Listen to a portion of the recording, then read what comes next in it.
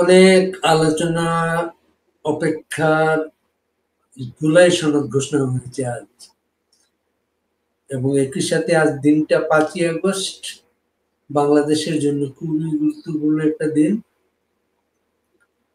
অনেক কান্না, হতাশা দিন আজকে। এই দিন সারাদিন পার করে এখন ভোর রাত বাংলাদেশে ওয়ান AM, আর আমি যেখানে আছি সিডনিতে ভোর 5টা। আমাদের অতিথি প্রফেসর অধ্যাপক doctor lieutenant colonel Nazmul Hasan Kalimullah, আপনাকে শুভেচ্ছা। ধন্যবাদ। এই জুলাই সনদটাকে আপনি কিভাবে আখ্যায়িত করবেন? এক কথায় বলবো, এটি অন্তঃশ্বাস শূন্য একটা ঘোষণা। এর মধ্যে সারবত্তা কিছু আছে বলে আমার কাছে মনে হয়নি, এবং গোজামিল দিলে যা হয় আর কি, সবাইকে সন্তুষ্ট করতে গেলে যে অবস্থা দাঁড়ায় এটা সেরকম একটি বিষয়। তবে এর সঙ্গে ইন্ডেমনিটি অধ্যাদেশের তুলনা করা যেতে পারে, কারণ আপনার যারা এই কমরেডারি করেছিলেন এই আন্দোলনে, তাদেরকে বীর আখ্যায়িত করা হয়েছে এবং তাদের এই ঘোষণার মধ্য দিয়ে ইন্ডেমনিটি প্রদান করা হয়েছে। এই বীর আখ্যায়িত করার আরেকটা ইতিহাস আছে আমাদের। 15 আগস্টের 15 যারা ঘটিয়েছিলেন তাদেরকে সূর্য সন্তান আখ্যায়িত করা হয়েছিল, এবং আজকে সেই সূর্য সন্তানদের অনেকে ছিলেন কক্সবাজারে। এটি খুব আলোচনা তৈরি করেছে। এই জিনিসটা আপনি কিভাবে দেখেন? দেখুন, নৈতিকভাবে এটি সমর্থনযোগ্য নয়। কারণ হচ্ছে, যারা এই কাণ্ডটি করেছেন তাদের বিবেকের দংশন কেন হলো না আমার কাছে আশ্চর্য লাগছে। কারণ অসংখ্য সহযোদ্ধার রক্ত মারিয়ে তারা কক্সবাজার চলে গেছেন। তাদের উচিত ছিল রাষ্ট্রীয় যে আয়োজনটি করা হয়েছে, তাদেরই প্রতিষ্ঠিত সরকার সেখানে শারীরিকভাবে উপস্থিত থাকা।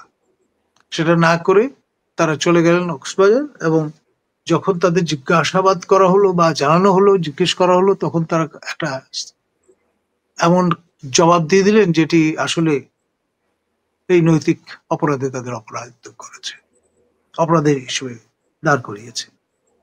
তারা বললেন তারা বেড়াতে এসছেন। আচ্ছা, বেড়ানোর আর কোনো দিন খুঁজে পেলেন না তারা? Why 5th of August? আমার ছাত্র আবু সাইদ এবং মুগ্ধের রক্ত মারিয়ে যাওয়ার সামিল হলো এই কাজটি। আপনার পরে যেটি জানা গেল, ইনভেন্ডো, নিশ্চিত করে বলতে পারবো না, সাবেক মার্কিন রাষ্ট্রদূত পিটার হাস মহোদয়ের সঙ্গে একান্ত বৈঠক করবার জন্য তারা সেখানে গিয়েছেন, এবং পুলিশ সূত্রে জানানো হয়েছে যে পিটার হাস নামে কেউ এই রয়্যাল টিউলিপ বলে যে 5 তারা হোটেলটি নানিতে অবস্থিত, এখন অবশ্য নাম পাল্টেছে, সেখানে বোর্ডার হিসেবে যাননি। মূলত 3 জন চীনা বোর্ডার সেখানে আছেন, এছাড়া অন্য কোনো বিদেশি বোর্ডার নেই। এখন এই যে আপনার ইভসড্রপিং মতো বিষয়টা চাউর করে দেওয়া হলো, এটা ইনেও একটা ধূম্রজাল তৈরির চেষ্টা বলে অনেকে মনে।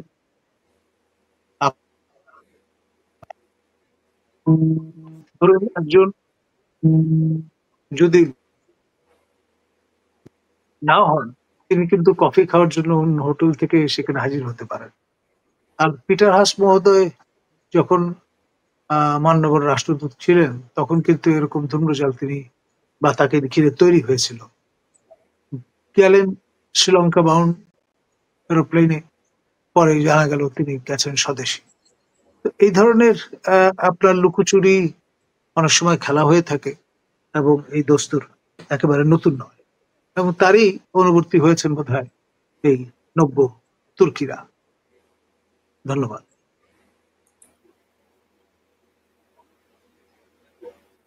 এই জুলাই ঘোষণা খুঁটিনাটি পর্যালোচনা নানাভাবে নানাজন করেছেন। আপনার কাছে তেমন কোনো অনুসন্ধান আছে? দেখুন, আমি এই পুরো ঘোষণাপত্রটি পাঠ করেছি, নানান সূত্র থেকে আমার কাছে এসছে, এবং আমার কাছে মনে হয়েছে এটা বেসিক্যালি শেখ হাসিনার কাসিদা। শিয়া ট্রেডিশনে আপনি দেখবেন যে মবিয়া, তারপর ইয়াজিদের প্রতি অভিসম্পাত দিয়ে নানা রকম কাসিদা রচনা করা হয় বা হয়েছে। তো অনেকটা সেই ধারাবাহিকই অনুসরণ করেছেন আমাদের এই বর্তমান হুকুমতের যিনি কান্ডারি ইউনূস মহোদয়। তিনি বারংবার শেখ হাসিনার নানান রকমের শর্টকামিংস তুলে ধরবার চেষ্টা করেছেন, এবং প্রকারান্তরে শেখ হাসিনাকেই আপনার প্রমিনেন্স দিয়েছেন তার এই ঘোষণার মধ্য দিয়ে নেতিবাচক অর্থে। আর এখানে আমাদের প্রত্যাশা ছিল তিনি রীতিমতো বিশ্ব চমকে দেওয়া নানান রকমের ঘোষণা এখানে সন্নিবেশিত করবেন। 21st সেঞ্চুরিতে শেষ অবধি বাংলাদেশ কোথায় গিয়ে উপনীত হবে তার নেতৃত্বে সেটি জানান দেওয়ার চেষ্টা করবেন। তিনি নতুন নতুন ইনোভেশনের কথা বলবেন, তেমনটি ছিল প্রত্যাশা। আপনার সেকেন্ড রিপাবলিক এবং সংবিধান নিয়ে পরিষ্কার বক্তব্য রাখবেন, সেগুলোও কিন্তু এখানে অনুপস্থিত। তো ফলে আপনার এটি যেমন জামাত ইসলামের নায়েবে আমিরকে হতাশ করেছে, তেমনি সকল আপনার সচেতন ব্যক্তি যান বাংলাদেশের তাদেরও হতাশ করেছে ভিন্ন ভিন্ন অবস্থানগত কারণে। এখন তিনি তো আসলে সবাইকে ম্যানেজ করার চেষ্টা করেছেন এর মধ্যে দিয়ে, ফলে ভাগের মা যেমন গঙ্গা পায় না, এখানে অবস্থাটা তেমন হয়েছে। ধন্যবাদ। এখানে কতবার যেহেতু, কতবার সেহেতু, কতবার আওয়ামী লীগ, কতবার শেখ হাসিনা, এটাতে পরিসংখ্যানও বেরিয়েছে। এবং জুলাইয়ের শহীদদের জাতীয় বীর ঘোষণা করা হয়েছে। ভবিষ্যতের যারা আসবেন, এটা খুব গুরুত্বপূর্ণ একটা জায়গা হচ্ছে সংবিধানে অন্তর্ভুক্ত করা। সংবিধানে অন্তর্ভুক্ত না করা পর্যন্ত এটা মূল্যহীন। সেই গ্যারান্টিটা আপনি কি পাচ্ছেন? দেখুন, গাছে কাঁঠাল গোফে তেল দেওয়ার মতো একটা বিষয়। আপনার আপনার বাড়ির সামনের রাস্তাটা আপনি কাউকে লিখে দিলেন। এ ধরনের কাণ্ড ফরাসি যেই দেশে তিনি বসবাস করতেন সেই দেশে আছে। বিশ্ববিখ্যাত আইফেল টাওয়ার, এটি 3বার এক ঠগী বিক্রি করে দিয়েছিল সাফল্যের সঙ্গে, 4র্থবার ধরা পড়েছে। এখন এটা তো মার্কেটিং একটা স্কিল, আর এই স্কিলে তো তিনি সেরা, বিশ্ব সেরা। সুতরাং আমি অবাক হব না সেই আইফেল টাওয়ার বিক্রির মতো কোনো কাণ্ড করে বসেছেন কিনা তিনি কে জানে। ঠিকই একইভাবে কিন্তু আমাদের এখানে বঙ্গভবন বিক্রি করা অথবা হাইকোর্টের দেখেন ভবনকে নিজের বাড়ি দেখিয়ে বিয়ে করা, এমন এমন নজিরও কিন্তু আমাদের। খান আতা যিনি চলচ্চিত্র নির্মাতা ছিলেন, সেরকম একটি ইতিহাস রচনা করেছেন। আমি তার আত্মীয় স্বজনের সঙ্গে চেক ব্যাক করে শুনেছি ঘটনাটার সত্যতা আছে, একেবারেই গালগপ্প নয়।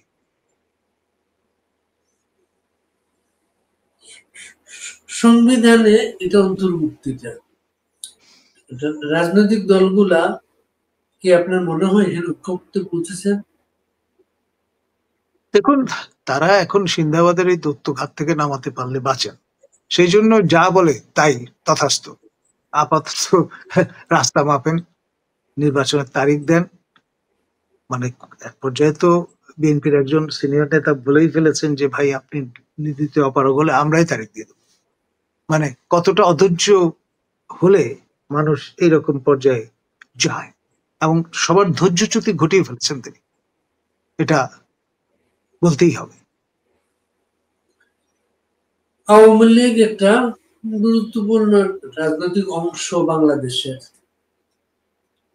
টুডে টুমোরো এখন আওয়ামী লীগকে মাইনাস করে অনেক কিছু চিন্তা করা যেতে পারে। দিন শেষে আওয়ামী লীগকে মাইনাস করে বাংলাদেশে স্টেবল রাজনীতি হবে না। আওয়ামী লীগের একজন নেতাকে আজকে জিজ্ঞেস করেছিলাম আমরা, এই জুলাই শহীদদের তারা কিভাবে মূল্যায়ন করবেন ভবিষ্যতে। তারা উত্তর দিয়েছেন, তারা আগে প্রতিটা হত্যাকাণ্ডের যথাযথ তদন্ত, কে কিভাবে মারা গেল, কে কার হাতে কে হত্যাকাণ্ডের শিকার হলো, এই জিনিসটা তারা আগে নিশ্চিত হওয়ার চেষ্টা করবেন। আপনি কি দেখেন জিনিসটা? Fair enough. আমার পরিষ্কার মনে হচ্ছে আমার ছাত্র আবু সাইদ, তিনি হত্যাকাণ্ডের সম্মুখীন হওয়ার পরে, তখন শেখ হাসিনা ক্ষমতায়, তিনি তার ভাষায় দাফন কাফন থেকে শুরু করে সবকিছুর ইন্তজাম করে দিয়েছিলেন। এবং ভুলে গেলে চলবে না, আবু সাইদ শেখ হাসিনার শ্বশুরবাড়ি অঞ্চলের মানুষ।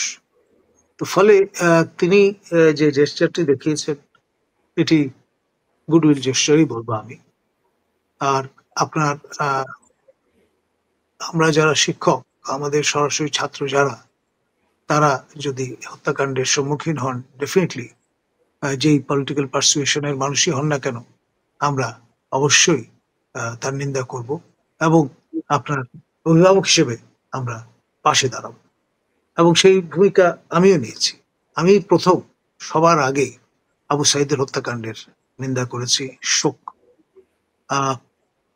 বাণী প্রদান করেছি এবং আহ্বান জানিয়েছি আমার সাকসেসর যিনি ভাইস চ্যান্সেলর ছিলেন, পঞ্চম ভাইস চ্যান্সেলর, তাকে শোকবাণী প্রদানের জন্য। যদিও তিনি দ্বিধান্বিত ছিলেন, আমি নিজে শোকবাণী না দিয়ে পিআরওকে দিয়েছেন। আজকে প্রফেসর হাসিবুর রশিদ, পঞ্চম ভাইস চ্যান্সেলর, তিনি আবু সাইদ হত্যাকাণ্ডের আসামি। তো এই যে আপনার এই যে বিষয়টা, যে শেখ হাসিনা তার পিতাকে আপনার অভ্যর্থনা করেছিলেন, তার মতো করে সহায়তা করবার চেষ্টা করেছিলেন। আপনার যখন একটা নির্মোহ বিশ্লেষণে যাবেন, সব বিষয় কিন্তু আপনার ফোরফ্রন্টে নিয়ে আসতে হবে। আপনার এককভাবে কৃতিত্ব দাবি করার চেষ্টা করাটা বোধহয় সমীচীন নয় কোনো পক্ষের। ধন্যবাদ। এই ঘোষণার আগে পরে জাতীয় ঐক্যমত্য কমিশনের অনেকগুলো বৈঠক আমরা দেখেছি এবং আজকে তাদের অনেকেই অনুপস্থিত ছিলেন। এখানে কোনো অনৈক্য আছে না এটা আনুষ্ঠানিকতা মাত্র? আমার কাছে মনে হয়েছে এক ধরনের ফ্যাটিক কাজ করছে, অবসাদ। মানে এই যে সিরিজ অফ মিটিংস, যেখানে চা নাস্তা খেয়েছেন, বাক বিতরণটা হয়েছে, নানান রকমের আপত্তি উঠেছে। যেমন রুহিন হোসেন প্রিন্স কমিউনিস্ট পার্টির পক্ষ থেকে তিনি ওয়াকআউট করেছেন, রীতিমতো আপনার আপত্তি জানিয়েছেন, সহমত পোষণ করছে না, সে কথাটি জানান দিয়েছেন। তো এরকম অনেকেই আছেন যারা গিয়েছেন কিন্তু সহমত পোষণ করেননি। মানিক মিয়া এভিনিউতে আয়োজনের পেছনে একটা বড় উদ্দেশ্য ছিল, বড় একটা সমাবেশ ঘটানো। বাংলাদেশের এই চত্বরে অনেক বড় বড় সমাবেশের ইতিহাস আছে কিন্তু, এবং স্বতঃস্ফূর্ত সমাবেশ ছিল অনেক কিছু। এত ট্রেন ভাড়া করা, এত কিছু করা, অফিস আদালত ছুটি দেয়া, গার্মেন্ট ছুটি দেয়া, দিন অফিস শেষে অর্ডার দেওয়া হয়েছে যে এটা বাধ্যতামূলক, আপনাকে আসতে হবে সমাবেশ স্থলে। অর্জনটা কি দিন শেষে? আহ, আমি বলবো আপনার অশ্বডিম্ব। কারণ এই যে ট্রেন, বিশাল ট্রেন, হয়তো দেখা গেল যাত্রী 19, 20, 30 জন, কিংবা কোথাও কোথাও আবার বিক্ষোভ প্রদর্শন করা হয়েছে ট্রেনের মান উন্নত নয় কেন ইত্যাদি, পথ আটকে দেওয়ারও চেষ্টা হয়েছে। তো এই যে অব্যবস্থাপনা, এবং সবই কিন্তু আপনার জনগণের করের টাকার শ্রাদ্ধ, বই অন্য কিছু নয়। একটা সময় আসবে যখন প্রফেসর ইউনূস এবং তার পারিষদবর্গকে এর আপনার জবাব দিতে হবে, এবং এটা ম্যাটার অফ টাইম। জনগণের করের টাকা ছত্রচার করার অধিকার আসলে কারণে আপনি যখন শপথ গ্রহণ করলেন, তখন সেই অব্লিগেশন আপনি পড়ে গেলেন। ওজারতি খুব সহজ কাজ নয়। আতাউর রহমান ওজারতির কয়েক বছর সম্পর্কে তার আত্মজৈবিক অভিজ্ঞতা লিখে গেছেন। আমি আহ্বান করব আমাদের উপদেষ্টাবৃন্দকে সেই গ্রন্থটি পড়ে দেখবার জন্য। আপনি কি প্রধানমন্ত্রীত্বের 18 মাস সেই বইটার কথা বলছেন? ওজারতির 2 বছর নাকি যেন এরকম একটা শিরোনাম ছিল, যত আচ্ছা, মনে আচ্ছা। পড়ে। এর মাঝে এটার সাথে তো একটা ইলেকশন বিষয় আছে। প্রধান উপদেষ্টাও একটা ভাষণে আগামী রমজানের আগে ফেব্রুয়ারিতে নির্বাচনের কথা বলেছেন, ইলেকশন কমিশনকে তিনি বলবেন। ঠিক দুদিন আগে একজন উপদেষ্টা ফরিদা আক্তার তিনি বলেছেন বিচার শেষ না হওয়া পর্যন্ত তারা ক্ষমতা ছাড়বেন না, বা এই বিষয়টা রাজনৈতিক দলের হাতে ছেড়ে দেবেন না। আপনার পর্যবেক্ষণ কি নিয়ে? দেখুন, এই জাতীয় কথা এনসিপির কর্ণধার তিনিও বলেছেন। মূল বিষয় যেটি, সেটি হচ্ছে প্রফেসর ইউনূস আপনার একটা গ্যারাকলে পড়েছেন। নিজেই নিজের এই সমস্যা তৈরি করেছেন নানান সময় নানা রকম কথাবার্তা বলে। এখনো তার ধারাবাহিকতায় এরকম একটি সময় নির্দেশ করেছেন। কিন্তু 22 জানুয়ারি সেই নির্বাচনের তারিখের কথা কিন্তু আমরা ভুলে যাইনি। 111 সরকারের সময় আপনার নিশ্চয়ই মনে আছে, 2007-এ এই তফসিলটি ঘোষিত ছিল। আজ অব্দি কিন্তু 22 জানুয়ারি নির্বাচনটা আমরা কেউ প্রত্যক্ষ করতে পারিনি। সেই নির্বাচন বছরখানেক পরে 29 ডিসেম্বর 2008-এ নবম সংসদ নির্বাচন সেটি অনুষ্ঠিত হয়েছিল। তো সুতরাং সময় ঘোষণা করা এবং তারিখ ঘোষণা করাই শেষ কথা নয়। আসলে আপনার ইন্টেন্ট বা মোটিভটা কি, সেটা গুরুত্বপূর্ণ। যে ইঙ্গিত প্রদান করা হচ্ছে তা কিন্তু তাৎপর্য বহন করে। আপনার নির্বাচন পর্যবেক্ষণের ইতিহাস 30 বছরের জি। পুরনো এবং অভিজ্ঞতা সম্পন্ন। নির্বাচন কমিশন সমস্ত পর্যবেক্ষকদের অনুমোদন বাতিল করেছেন। নতুন করে অনুমোদন ঠিক আবেদন না, আপনার যে মেয়াদ আরো 2027 পর্যন্ত ছিল, 5 বছরের জন্য নিবন্ধন দেওয়া হয়েছিল, তা তারা প্রত্যাহার করেছে। এবং নতুন করে আবেদন আবেদন করতে করার বলেছেন। জন্য বিজ্ঞপ্তি দিয়েছেন 10 তারিখে, তার ডেডলাইন এ মাসে। এর এর উদ্দেশ্যটা কি আপনাদের মনে হয়েছে? আমাদের কাছে মনে হয়েছে এটার পেছনে একটা রাজনীতি আছে। আমাদের 2 মাননীয় উপদেষ্টা বা 3 মাননীয় উপদেষ্টা বলতে পারেন, আহ অধিকার এবং ব্রতির সঙ্গে যারা যুক্ত, আদিলুর রহমান খান, চৌধুরী রফিকুল আবরার এবং শারমিন মোর্শেদ, তাদের এই 2 সংস্থার নিবন্ধন নেই। ব্রতির নিবন্ধন নেই এই কারণে যে তারা ডেডলাইন যা ছিল গত বছর সেই সময়সীমার মধ্যে আবেদন করেননি। সে কারণে গত নির্বাচন কমিশনের পক্ষে তা বিবেচনা করার সুযোগ ছিল না। আর আদিল রহমান খান, তার যে অধিকার, সেটা ওই হেফাজত কাণ্ড নিয়ে যেই রিপোর্ট হাজির করেছিলেন সেটা তৎকালীন সরকারের মনোপুত হয়নি, ফলে একটা পর্যায়ে তারা ডিরেজিস্টার্ড হয়ে গেছিলেন। তো ডিরেজিস্টার হয়ে যাওয়ার কারণে তাদের নিবন্ধন আর হয়নি বা থাকেনি। তো এই কারণেই মূলত আপনার সবার উপর এই খরচ চালানো। আর নতুন করে নব্য তুর্কিদের দিয়ে যদি আপনার পর্যবেক্ষণ সংস্থা হাজির করা যায় তো খারাপ। সেই সুবিধার্থে আপনার পর্যবেক্ষকদের ন্যূনতম বয়সসীমা ছিল 25 বা তদূর্ধ্ব সার্টিফিকেট অনুসারে, সেটি এখন কমিয়ে 21 করে দেওয়া হয়েছে। এখানে ডেফিনেটলি একটা রাজনীতি আছে, কোনো সন্দেহ নেই। এই রাজনীতির মূল সূত্রটা ডক্টর বদিউল আলম মজুমদার এবং ডক্টর আব্দুল আলিমের দ্বারা সূত্রপাত।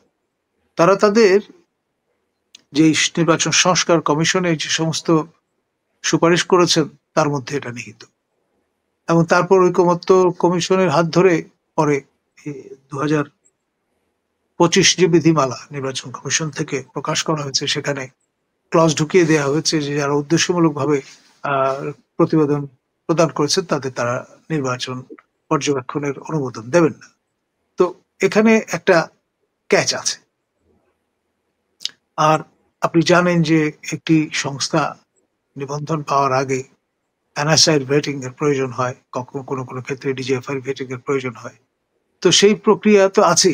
তারপরে গণবিজ্ঞপ্তি দেওয়া হয়, সেখানে আপনার হ্যান্ডপিকড লোকজন দ্বারা ইচ্ছাকৃতভাবে নানান রকমের আপনি যদি ব্ল্যাক বল দেন সেটাও একটা প্রতিবন্ধকতা তৈরি করবে। It's a long run process. তো সেই চিন্তা থেকে এটা করা হয়েছে। আর এই বিষয়টা যতক্ষণ পর্যন্ত পুরো প্রক্রিয়া শেষ না হয় এই জন্য অন্তিম কোনো মন্তব্য করা ঠিক হবে না। তবে লক্ষণ সুস্পষ্ট। এটি কোনো কনফ্লিক্ট অফ ইন্টারেস্ট হবে? আপনার তারা তো এটা তোয়াক্কা করেন না। যদি করতেন তাহলে এই অশুভ খেলায় মারতেন না।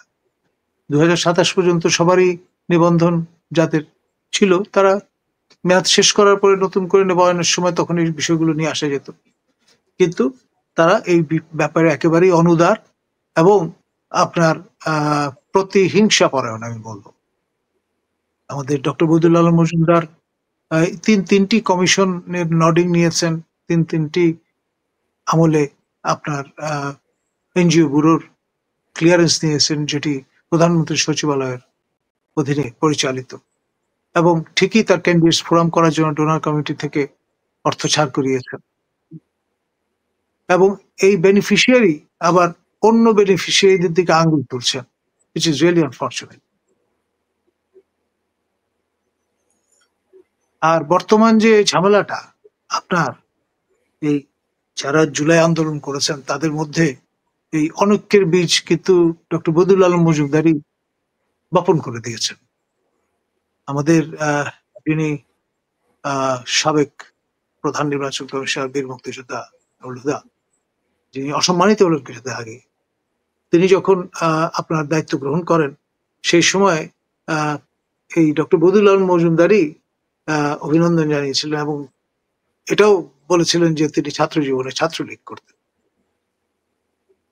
এখন ছাত্রলীগ করা নতুন প্রজন্মের অনেককেই তো আমরা ভিন্ন চেহারায় দেখছি।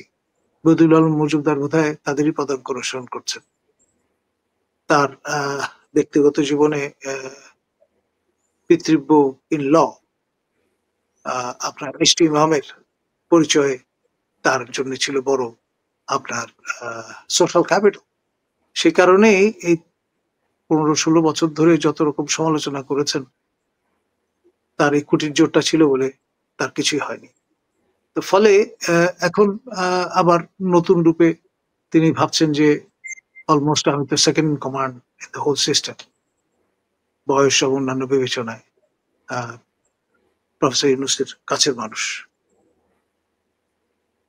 তো ফলে ডিভিডেন্ড যা নেওয়ার সেটা নিচ্ছেন এবং ভবিষ্যতে কোনো কম্পিটিটর রাখতে চান না, নিজের জন্য পথটা মসৃণ করতে চান, সেই সব চিন্তা থেকে এগুলো করেছেন। আর পাশাপাশি এই পুরো যে তার টার্মস অফ রেফারেন্স সেখানটা এমন ভাবে প্রণয়ন করেছেন যাতে আপনার এই নির্বাচন পদ্ধতি বিতর্কটা না আসে, এবং এটা বিষটা রেখে দিয়েছেন যাতে ঐক্যবদ্ধ কমিশন পরবর্তীতে যে পরিস্থিতি পরিবেশটা আরো ঘোলাটে হয়। এবং খেয়াল করে দেখেন জামাত এবং ইসলামী আন্দোলন এবং তাদের সমমনস্ক দলগুলো প্রায় 18টা দল তারা কিন্তু ব্ল্যাক বল দিয়ে বসেছে যে নির্বাচন পদ্ধতি পিআর সিস্টেমে না হলে তারা সন্তুষ্ট নন। আর এনসিপি তো এক কাঠি আরো সরেস, তো বলেছেন যে হ্যাঁ এই পদ্ধতি ছাড়া নির্বাচন করতে দেবেন না বা নির্বাচন করবেন না। ব্যাপারটা কি দাঁড়াচ্ছে? একে বিচার, তারপর আবার নির্বাচন পদ্ধতি নতুন সংকট আহ্বান করছে। আর প্রফেসর ইউনূসের জন্য তো আপনার এ ধরনের হ্যান্ডেল খুব হ্যান্ডি, বলে তার জন্য সুবিধা যে ভাই আমি কি করবো, স্টেক হোল্ডাররাই তো চায় না। সুতরাং বিয়ন্ড 2026-এর পরে যদি ইলেকশন হয় আমার তো কোনো সমস্যা নেই, আমি তো ফিট আছি।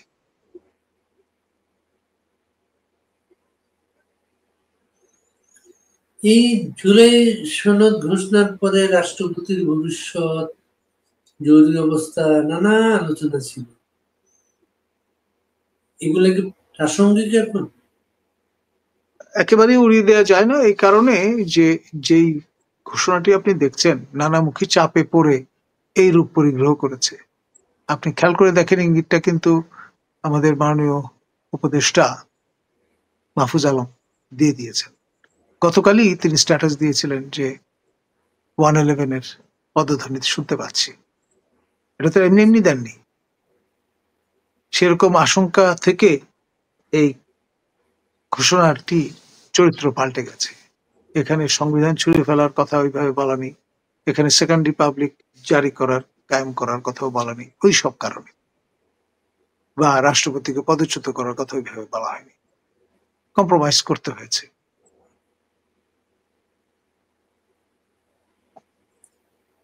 রাষ্ট্রপতির বিবৃতি জুলাই বিপ্লব নিয়ে বিতর্ক এসেছে বিবৃতিটি নিয়ে। আমরা গতকালকে বঙ্গভবনে যোগাযোগ করেছিলাম। বঙ্গভবন থেকে বলা হয়েছে তারা যে বিবৃতি দিয়েছেন, যেটা প্রকাশ পেয়েছে, এটা এক বিবৃতি না, সেটাকে ঘষামাজা করা হয়েছে এবং রাষ্ট্রপতি কোনো বিবাদে যেতে চাননি। আপনাদের কিছু কোনো তথ্য আছে ব্যাপারে? দেখুন, সঙ্গত কারণেই তিনি তো রাষ্ট্রের প্রতীক, কোনো পার্টিজান স্ট্যান্ড তার নেবার অধিকার নেই। তো সে কারণে যে বিবৃতিটি হাজির করা হয়েছে, এখানে যে ট্র্যাডিশনটা আমার ধারণা মেনটেন করা হয়েছে, পিএমও, ফর্মার পিএমও এখন চিফ অ্যাডভাইজার্স অফিস, সেখান থেকে যেভাবে লিখে দেয়া হয় তার বাইরে কোনো কিছু করার সুযোগ নেই, হাত পা বাঁধা, সেটাই ট্র্যাডিশন। তো ফলে আপনার ঘষা মাজা করাই হোক আর যাই হোক, একেবারে টপসি-টার্ভি কোনো বিবৃতি বঙ্গভবন থেকে প্রদানের সুযোগও নেই আইনত, সিস্টেমিক কারণে। সে কারণে আমরা খুব একটা অবাক হই। সাধারণত তো রাষ্ট্রপতির কাছে বিবৃতি তো আগে প্রধানমন্ত্রী অফিস থেকে তৈরি হয়ে যেত, এখন প্রধান উপদেষ্টা, এটাই তো বাস্তব অবস্থা সেটা। রাইট। আবার রাষ্ট্রপতির কাছে শপথ নিয়ে আবার সেই রাষ্ট্রপতিকে প্রশ্ন তোলা, এটাও তো হয়েছে এখানে। এর জন্য এটার সাথে একটা আশঙ্কা জড়িত। যেমন আজ পর্যন্ত রাষ্ট্রপতির কাছে, রাষ্ট্রপতি যে জাতির সামনে ভাষণে বলেছিলেন প্রধানমন্ত্রী পদত্যাগ করেছেন, আজ পর্যন্ত রাষ্ট্রপতি সে পদত্যাগ পত্রটা খুঁজে বেড়াচ্ছেন। এবং গতকালকে মানে 4 অগস্ট হিন্দুস্তান টাইমসে একটা রিপোর্ট বেরিয়েছে, সেখানে সেটা আবার নতুন করে এসেছে যে বাংলাদেশের প্রধানমন্ত্রী পদত্যাগ করেননি। এই কারণে ভারত সরকার এখন পর্যন্ত তাকে প্রধানমন্ত্রীর প্রোটোকল দিয়ে যাচ্ছে।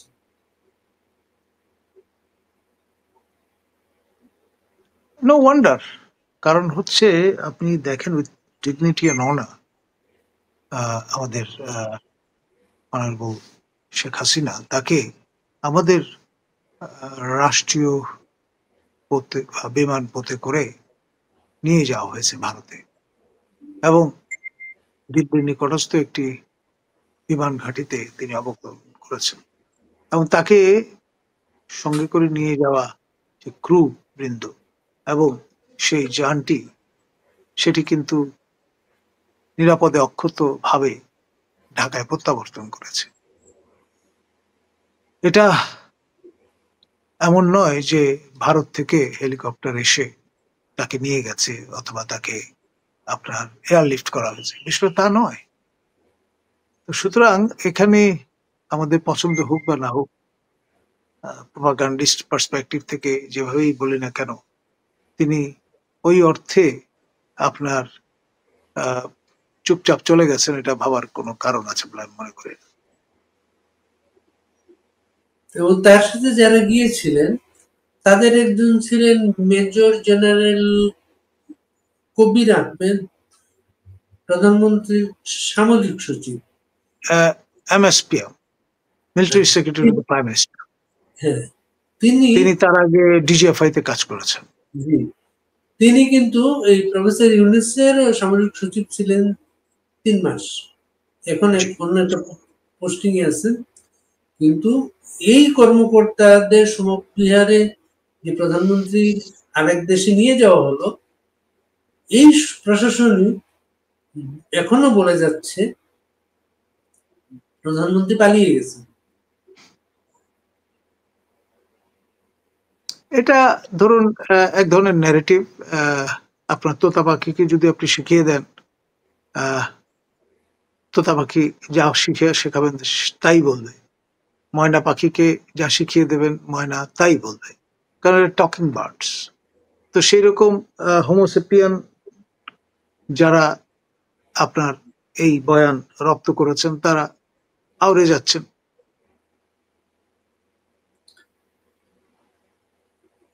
ডিজিএফ এর একটা চরিত্র মেজর আফিজ এখন খুবই আলোচিত।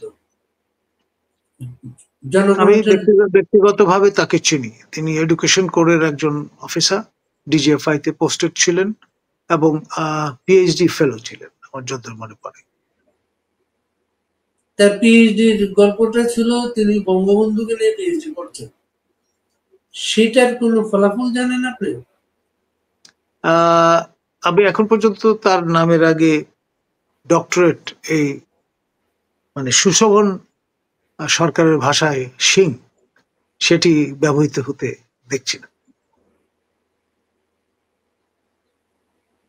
এবং তার যে অংশগ্রহণটা, আজকে আমরা জনকণ্ঠ নিয়ে খুঁজতে গিয়ে আমরা পেলাম হচ্ছে 2024-এর 29 জুলাই তিনি জনকণ্ঠে যোগ দেন। এর আগে পর্যন্ত তিনি দৈনিক বাংলায় ছিলেন, এবং সেখানে একটা আলোচিত বিষয় ছিল হাফিজ নাফিজ 2 ভাই, ওরা একসাথে থাকলে কোনো সমস্যা থাকে না কোথাও। নাফিজ এখনো সমস্যায়, হাফিজ তিনি আমার যতদূর মনে পড়ে ডুয়েল ন্যাশনাল কানাডার নাগরিক এবং পদ্মা ব্যাংকের কর্ণধার ছিলেন। এর আগে ফার্মার্স ব্যাংকেও তিনি ছিলেন, এবং আপনার কানাডিয়ান ইউনিভার্সিটি বাংলাদেশেরও কর্ণধার তিনি ছিলেন। বাড়ি গোপালগঞ্জ। দুজনের বাড়ি গোপালগঞ্জ। গোপালগঞ্জ তো একটা অভিশাপের নাম এখন। হাফিজের জন্য তো অভিশাপ মনে হচ্ছে না সেটা। আপনার নাফিজ মহোদয় যা বিত্তবেসাত করবার সেটা তো করেছেন। একসময় ব্যাংক কর্মকর্তা থেকে ব্যাংকের মালিক হয়েছেন, এবং আপনার কানাডা প্রবাসী হয়েছেন এবং সেই বিষয়টি মাথায় রেখেই তিনি কানাডা ইউনিভার্সিটি বাংলাদেশ প্রতিষ্ঠা করেছিলেন।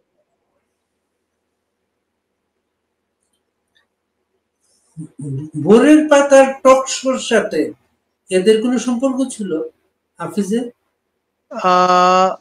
এইটা আমি নিশ্চিত করে বলতে পারবো না। ভোরের পাতার টক শোর সাথে আপনি জড়িত ছিলেন? আমি গেস্ট হিসেবে গেছি মাঝে মধ্যে, মানে আমি অ্যাঙ্কর ছিলাম না। আমি তো সব টক শোতেই যাই, যারাই ডাকেন আমি কাউকে মানা করি না, নেভার। আমি খোঁজ করতে গিয়ে ওরা 1300-র মতো টক শো করেছে, বেশ জি। বড় অংশ। কিন্তু আমরা খুবই আলোচিত টক শো বলে আমারও তো খেয়াল পড়ে না।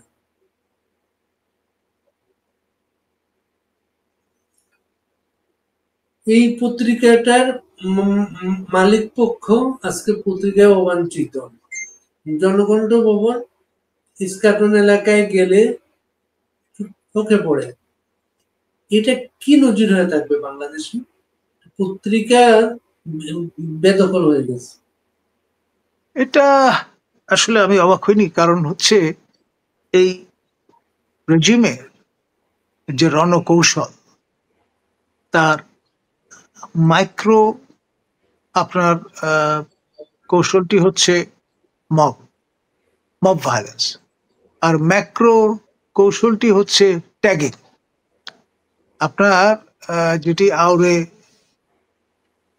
একেবারে তোতাপাখির মতো বলা হয় দোসর, এই দোসর ট্যাগিংটা হচ্ছে ম্যাক্রো পার্সপেক্টিভে তারা ব্যবহার করেন। এখন এই জনকণ্ঠের ওপর একটা ক্ষোভ তো ছিলই, এই রেজিম যারা পরিচালনা করছেন তাদের সঙ্গত কারণেই। কারণ ইট ওয়াজ এন ওপেন সিক্রেট যে এই পত্রিকাটি নিয়মিত সাবেক প্রধানমন্ত্রী পড়তেন। তো ফলে এটির উপর একটা সানদৃষ্টি যারা তার বিরোধী ছিলেন তাদের ছিল। তা এখন যেহেতু মৌকা পাওয়া গেছে, তারা তাদের রণনীতি দুটি কাজে লাগিয়ে দিন, এখানে একটা ট্যাগিং আর একটা মব, যেটা শফিক মহোদয়ের ভাষায় প্রেশার গ্রুপ। অনেক অনেক দর্শক এটা সরাসরি দেখছেন এবং আপনাকে প্রশ্ন করছেন। তাদের কিছু প্রশ্ন নিয়ে আসি, আপনি দেন। সোহেল রানা বলে একজন লিখেছেন, বান্দরের হাতে মুক্তার মালা, মালা হলো বাংলাদেশ, সামনে দাঁড়ানো অগণিত প্রতিনিধি মালা পরার আশায়, অপরাধীদের তালিকা দীর্ঘ। কলিমুল্লাহ সাহেব, বাংলাদেশটার ভবিষ্যৎ কি দেখেন আপনি? অন্ধকার, একটা আনচার্টার টেরিটরিতে আমরা ঢুকে গেছি, এবং সিন্ধাবাদের দত্ত যতক্ষণ পর্যন্ত কাঠ থেকে না নামছে ততক্ষণ পর্যন্ত এই জাতি আসলেই ভয়ঙ্কর বিপদের মুখে, একেবারে খাদের কিনারায় দাঁড়ানো অবস্থায় আছি আমরা। শেখ নাহিদ লিখেছেন, কলিমুল্লাহ স্যারের কাছে আমার প্রশ্ন, সেনাবাহিনীর মেরুদণ্ড ভেঙে গিয়েছে কেন? সেনা প্রধানের ব্যক্তিত্ব বলতে কি কিছু আছে? সেনা প্রধান কেন তার দেয়া কথা রক্ষা করেন না? জাতি বিভ্রান্ত তার প্রতিশ্রুতিতে।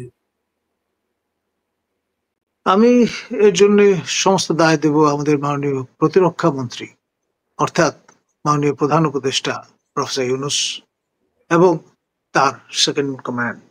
এই নিরিখে কানেকটিকাট নিবাসী, বর্তমানে বাংলাদেশে আসীন খলিলুর রহমান, তাদের প্রতি নিরাপত্তা উপদেষ্টা এবং প্রতিরক্ষা বিষয়টাও দেখাশোনা করেন। সুতরাং কন্ট্রোলিং মিনিস্ট্রি যেহেতু মিনিস্ট্রি অফ ডিফেন্স, এবং এটির নাম ভূমিকায় আছেন এরা দুজন, ফলে যেই নির্দেশনা প্রদান করা হয়, যে পলিসি ফ্রেম করা হয় এবং তার উপর ভিত্তি করে কার্যক্রম পরিচালিত হয়, তো সেখানে এমনটি হবে, এটাই স্বাভাবিক। আরেকজন আপনাকে কুমিল্লা স্যার উল্লেখ করেছেন, কুমিল্লা স্যার, এই দেশটা তো ধ্বংস হয়ে গিয়েছে, সেনাবাহিনী কি পারে না এদের হাত থেকে দেশটাকে রক্ষা করতে, দেশের সার্বভৌমত্ব স্বাধীনতা রক্ষা করতে? কুমিল্লা বলার হয়তো কারণ এই যে আমার স্থায়ী ঠিকানা কুমিল্লায়, সে কারণে আমাদের পূর্বপুরুষের পীঠস্থান, যেটি সমতট জনপদ। পরবর্তীতে আইয়ুব খানের আমলে এটার নাম হয়েছে কুমিল্লা বা কহমিলা পাওয়া গিয়েছে। হযরত শাহজালাল রহমতুল্লাহ আলাইহি তিনি তার ৩৬০ আউলিয়া নিয়ে যখন দিল্লি থেকে আপনার এসে হাজির হলেন, তার সঙ্গে এক জোড়া কবুতর এবং এক মুঠো মাটির নমুনা ছিল। তো সেই মাটির রং ছিল লাল। তো লালমাই অঞ্চলের মাটি লাল, সেটা দেখে একজন সহচর চিৎকার করে উঠে বলেছিল কহমিলা, মানে পাওয়া গিয়েছে। সেই থেকে এই এলাকার নাম হয়েছে কুমিল্লা। এবং তিনি যখন মিলিয়ে দেখলেন যে এই মাটির সঙ্গে ওই মাটির একটু পার্থক্য আছে, তিনি তখন আরো উত্তর দিকে চলে গেলেন এবং যেখানে তার মাজার, সেখানের মাটির সঙ্গে ওই মাটির মিল পাওয়ায় সেখানেই তিনি থিত হয়েছিলেন। তো যাই হোক, আপনার বর্তমানে যে পরিবেশ পরিস্থিতি, এটি আসলেই মানে কারো জন্যেই স্বস্তিদায়ক নয় এবং আপনার সবাই দিন গুনছেন কবে এই সিন্দাবাদের দত্ত বিদায় হবে।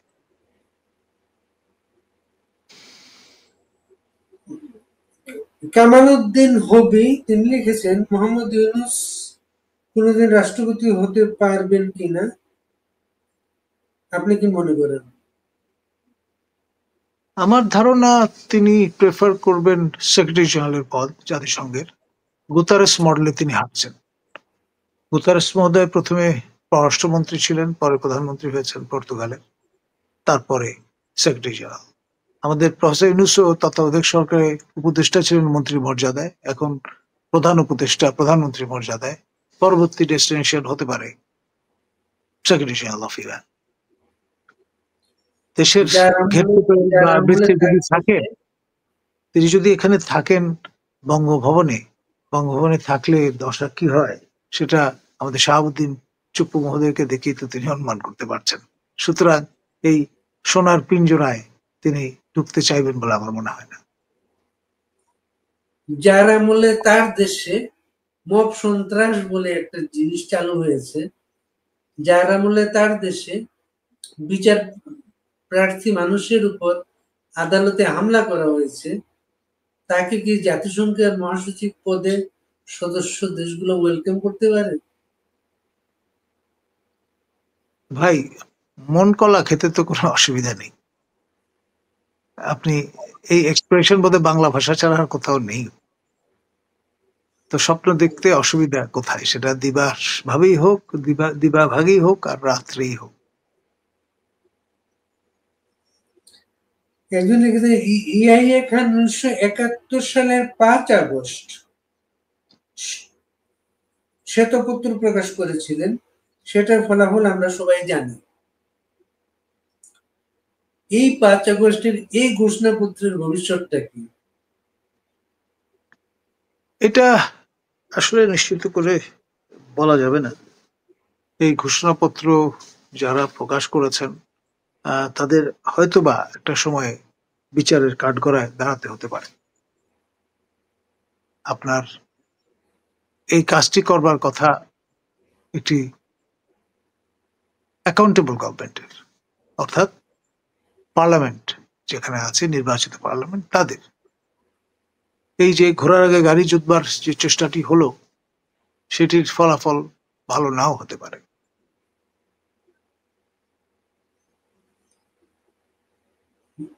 লিটন মিয়া লিখেছেন, জনাব কলিমুল্লাহ স্যার সালাম ও শুভেচ্ছা নেবেন। এই সুধী মহাজন ইউনূসের ঘোষণাপত্র কি ৭২-এর সংবিধান বাতিল করতে পারে? এই ঘোষণাপত্র কি বিএনপি বা তাদের জোট মেনে নেবে?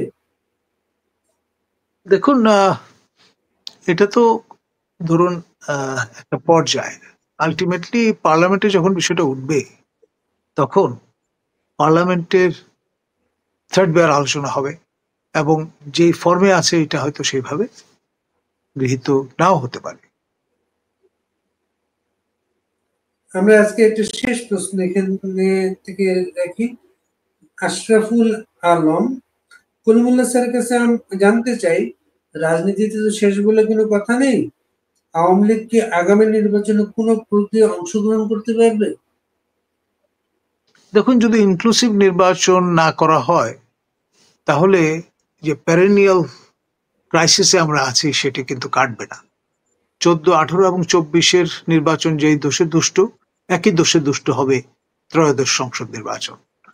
আপনার নির্বাচনটিকে তখন বলা হবে ফ্লড। আমরা যেমন আগের নির্বাচনকে বলেছি ফ্লড, অর্থাৎ ত্রুটিপূর্ণ। কারণ ফুল পার্টিসিপেশন যদি না থাকে, শুধুমাত্র ব্যক্তি ভোটার নয়, দলগুলোরও, তাহলে এখানে এই এক্সক্লুসিভিটি ইনক্লুসিভিটির সমস্যা তৈরি হবে। সেই জন্যে আন্তর্জাতিক সম্প্রদায় আসলে ইনক্লুসিভ নির্বাচন চান সকল অর্থে। তো সেই জন্যে শুধুমাত্র আওয়ামী লীগ নয়, জাতীয় পার্টি এবং 14 দল সবার অংশগ্রহণটা এখানে নিশ্চিত করাটা জরুরি। হঠাৎ করে গতকাল থেকে ভারতের সাথে আমেরিকার সম্পর্কের অবনতির একটা আভাস পাওয়া যাচ্ছে। ডোনাল্ড ট্রাম্প বলেছেন, রাশিয়া থেকে কম দামে তেল কিনে বিশ্ববাজারে বিক্রি করে ভারত ব্যাপকভাবে আয় করছে, কাজেই তার ট্যারিফ তিনি আরো বাড়িয়ে দেবেন। ভারতের সাথে যদি আমেরিকার সম্পর্কের অবনতি ঘটে, সেটা কি আমাদের অঞ্চলে কোনো প্রভাব ফেলতে পারে? এটার ইম্প্যাক্ট হবে ফার রিচিং। আপনি খেয়াল করে দেখেন, অজিত দোভাল মহোদয় তিনি তার চাইনিজ কাউন্টার পার্টির সঙ্গে ইতিমধ্যে বৈঠকে বসেছিলেন এবং এর পেছনে কুশীলব হিসেবে কাজ করছেন পুতিন মহোদয়। রাশিয়ান ফেডারেশনের সঙ্গে 1-to-1 বাইল্যাটারাল বেসিসে চমৎকার সম্পর্ক চীন এবং আলাদাভাবে ভারতের। ভারত আপনার মার্কিন কক্ষপটে ঢুকেছিল, কিন্তু যখন তার ন্যাশনাল ইন্টারেস্ট ব্যাহত হচ্ছে, তারা ঘোষণা দিয়েছে তারা মার্কিন যুক্তরাষ্ট্রের F-35 বিমান, জঙ্গি বিমান কিনবে না, যেহেতু শুল্ক বাড়িয়ে দেওয়া হয়েছে, এবং তার বদলে রাশিয়ান মেড আপনার ওয়ার টয়েস তারা প্রকিউর করবেন। এটা একটা রীতিমতো চপেটাঘাত মার্কিন গণ্ড দেশে। আর আপনার আপনি এখানে এশিয়া মহাদেশ, আপনি জানেন 21st century is for the Asian continent। এখানে এই মহাদেশে পরাশক্তি চীনের অবস্থান, পরাশক্তি রাশিয়ান ফেডারেশনের অবস্থান, যদিও বিশ্ব পরিচিতি রাশিয়ার ইউরোপীয় দেশ হিসেবে তার এই বিস্তৃত চরাচরের সর্ববৃহৎ অংশ কিন্তু এশিয়া মহাদেশে অবস্থিত, বিয়ন্ড ইউরাল মাউন্টেন। আর এখানে আপনার উদীয়মান শক্তি ভারত। সুতরাং ভারত কিন্তু আপনার সফট স্টেট নয়। তারা যদি অ্যাসার্ট করা শুরু করে, আপনার এই ইন্ডিয়ান ওশান ড্রিমে মার্কিনদের সমস্যায় পড়তে হবে। দিয়াগো গার্সিয়া তখন হুমকির সম্মুখীন হয়ে পড়বে। আর রাশিয়ানদের, তারপরে চাইনিজদের, তারপরে আপনার ইন্ডিয়ানদের ব্লু ওয়াটার নেভি আছে। তখন আমেরিকাকে ডিপেন্ড করতে হবে আনজুস প্যাক্ট ভুক্ত দেশগুলোর উপরে, অর্থাৎ আপনার নিউজিল্যান্ড এবং অস্ট্রেলিয়া। তার মানে আরো অনেক দক্ষিণমুখ ডিফেন্সে যেতে হবে, উত্তরমুখ অগ্রসর হওয়াটা হয়ে যাবে সুদূর প্রসারী একটা বিষয়। এবং সেই বিষয়টি আন্দাজ করেই আপনার বার্মার জুন্তা সরকারের সঙ্গে হবলবিং এর চেষ্টা করছে আপনার ট্রাম্পের সরকার। এটাও কিন্তু একেবারে 180 ডিগ্রি সমারসল্টের মতো একটা বিষয়। গাজার যে গণহত্যা 60,000 ছাড়িয়েছে, এখন মানুষ প্রতিদিন রিলিফ নিতে গিয়ে মারা যাচ্ছেন এবং না খেয়ে মারা যাচ্ছেন। এই পরিস্থিতিতে ফ্রান্স, ব্রিটেন এবং আরেকটা দেশ কানাডা, 3টা দেশ তারা বলেছে জাতিসংঘের আগামী অধিবেশনে তারা ফিলিস্তিন রাষ্ট্রের পক্ষে অবস্থান নেবেন। অস্ট্রেলিয়ান প্রাইম মিনিস্টার পরশুদিন রাতে হঠাৎ করে মাহমুদ আব্বাসকে ফোন করেছেন। ফোন করে বলেছেন জাতিসংঘ অধিবেশনের সাইডলাইনে তিনি তার সাথে বসবেন। গাজার এই ব্যাপক প্রাণহানির বিনিময়ে ফিলিস্তিন রাষ্ট্রের কি কোনো সম্ভাবনা তৈরি হচ্ছে? দেখুন, ইসরায়েল হচ্ছে এমন একটি রাষ্ট্র যারা পৃথিবীর অনেক কিছু নিয়ন্ত্রণ করে।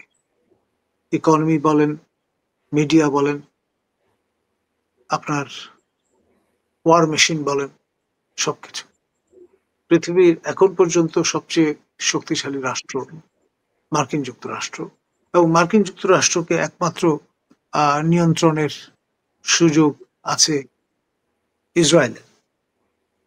মার্কিন যুক্তরাষ্ট্র যখনই আঘাতপ্রাপ্ত হয়েছে তারা কিন্তু রিটালিয়েট করেছে। একমাত্র ইসরায়েলের ক্ষেত্রে তেমনটি ঘটেনি। তারা একটা ফ্রেন্ডলি ফায়ারের মধ্যে ফেলে মার্কিন একটি রণতরী ধ্বংস করে দিয়েছিল, কিন্তু আমেরিকাকে সেটি হজম করতে হয়েছে। এই রকমের ব্যতিক্রমে আপনার কোনো উদাহরণ পৃথিবীর ইতিহাসে আর দ্বিতীয়টি নেই।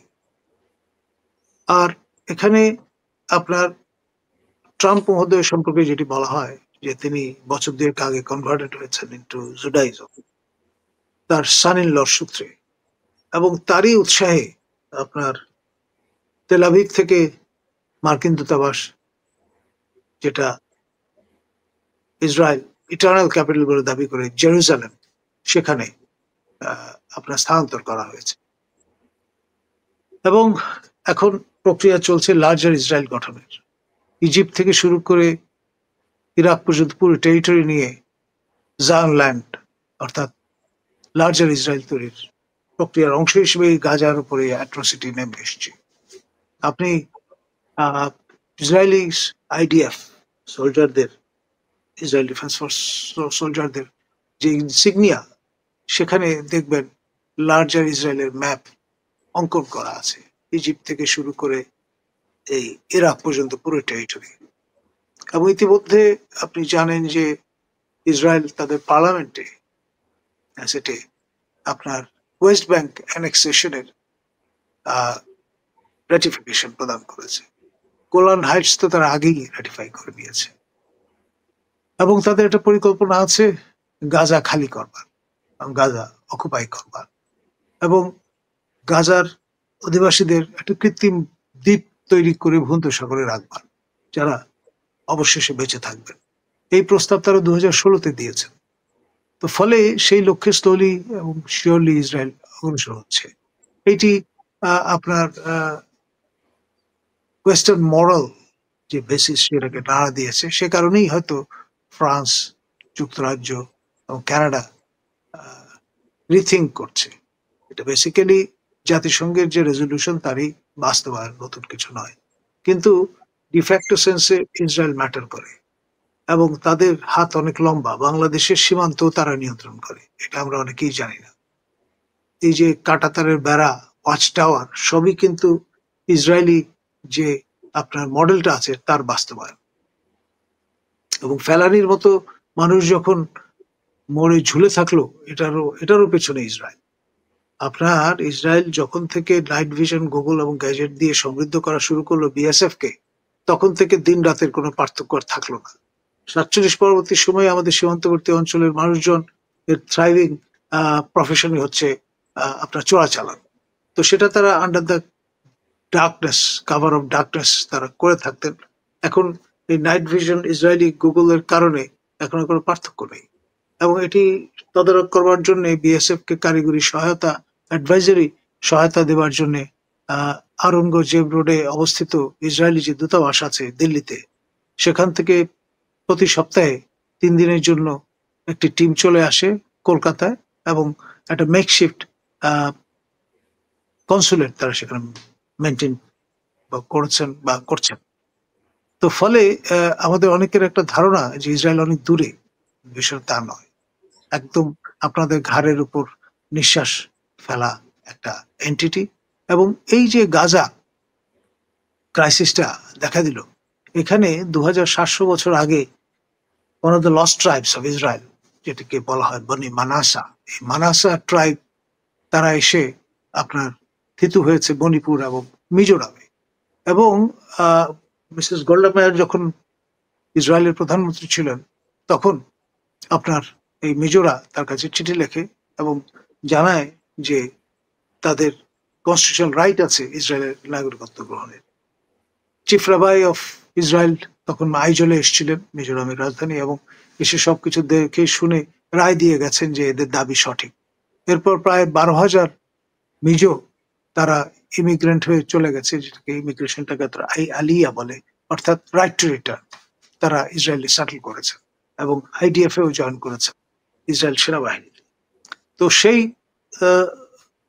যে আইডিএফ তার হাতকে শক্তিশালী করবার জন্য সম্প্রতি এই গাজা ক্রাইসিসের সময় মিজোরাম থেকে মানাসা, বনি মানাসাদের ডিসেন্ডেন্ট মানাসা ট্রাইবের কনস্ক্রিপ্ট প্রায় 1,200 ভলেন্টিয়ার তারা গেছেন, গিয়ে গাজার এই যুদ্ধে অংশগ্রহণ করেছেন এবং লেবানিজ ফ্রন্টে হিজবুল্লাহর সঙ্গে যুদ্ধে লিপ্ত হয়েছেন এবং ভালো রকমের যে ক্যাজুয়ালিটি সেটা ইনশিওর করেছেন মানাসা ব্রিগেডের লোকজন। সুতরাং আমাদের খুব দূরে নয় কিন্তু এই গাজা বিষয়টা, এবং সেই সঙ্গে আপনার এই ইসরায়েলের প্রেজেন্স। এবং আমরা এখানে যে গাজা মার্চটা করেছি এই সরকারের আমলে, সেটা সবচেয়ে বেশি প্রমিনেন্টলি ফিচার্ড হয়েছে ইসরায়েলের পত্রপত্রিকায়। আপনার হ্যারেটস, তারপরে জেরুজালেম পোস্ট, ইসরায়েল নিউজ, এরা ব্যাপক কাভারেজ দিয়েছে। এবং মজার ব্যাপার হচ্ছে Israel is the first country which recognised Bangladesh on 28th of April 1971। আমাদের দিদান foreign minister late Khondaker Mostaq Ahmad নিজে স্বাক্ষর করে চিঠি পাঠিয়েছেন ইসরায়েলের প্রেসিডেন্টের কাছে বাংলাদেশ সরকার ও রাষ্ট্রকে স্বীকৃতি দেওয়ার জন্য। On the basis of that 29th of April 1971 Israel কিন্তু বাংলাদেশকে প্রথমবারের মতো স্বীকৃতি দেয়। দ্বিতীয়বারের মতো তারা আবার রিইটারেট করে 1972-তে আফটার লিবারেশন। সুতরাং as far as Israel is concerned, they recognize Bangladesh. আমরা এটা রেসিপ্রোকেট করিনি এখন পর্যন্ত। এবং আমাদের আরেকটা বিষয় হচ্ছে আপনার ফোন যে মনিটর করা হয় বাংলাদেশে, এই প্রযুক্তিতে ইসরায়েলের, এবং এই প্রযুক্তিতে বাংলাদেশ ইতালির একটা কোম্পানি দিয়ে দিয়েছিল। জি, কয়েকটি সূত্র থেকে একটা হাঙ্গেরি আর একটা পর্তুগাল, মানে প্যাগাসাস যে আপনার অ্যাপ, এটি ইসরায়েল থেকে আমরা সংগ্রহ করেছি। এবং আমাদের অনেকেই হয়তো জানেন না যেটা, যে ফিলিস্তিনে ভিসা অথরিটি হচ্ছে ইসরায়েল। ডেফিনেটলি। আমি একবার ফিলিস্তিন যাওয়ার চেষ্টা করেছিলাম। এখানে শাহাদাত জারাব ছিলেন রাষ্ট্রদূত, তিনি আমাকে চিঠি লিখে দিয়েছিলেন তার কায়রো এবং আম্মান মিশন চিঠি লিখে আমাকে নিয়ে যাওয়ার জন্য।